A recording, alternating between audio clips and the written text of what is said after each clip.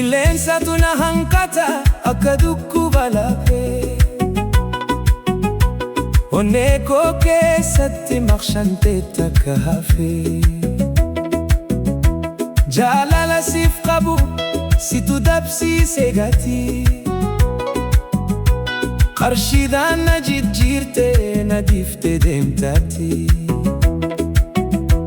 Kana ture abjuun koo yeroo duraan si jaallatu.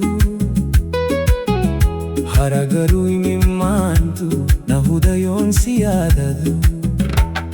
Namaaf gattee deemte onnee koo tarsaaftee. Utuun si abdatu jiru koo manchaaftee. Bareedduu koo jedhee si qofaa jaalladhee. Hangaan lubbuun jiru ani sin irraanfadhee.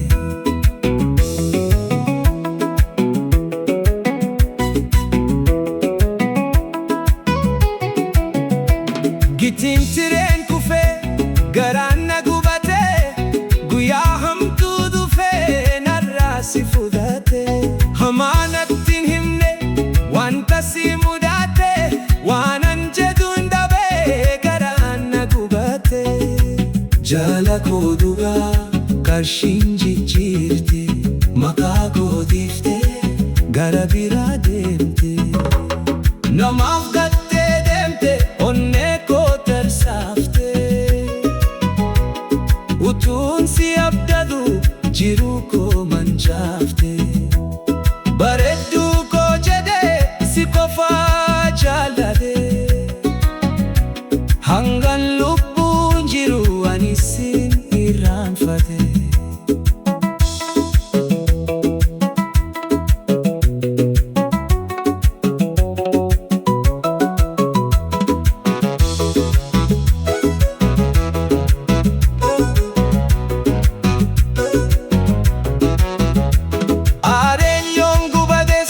Ani homaa sin goone kallisee keessa koo ofumaan boo'e.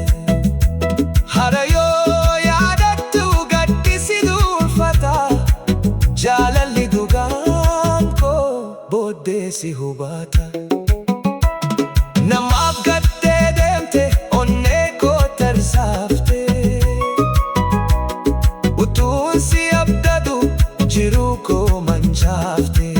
Yeroon darbu haa darbu madaan koo ni boha.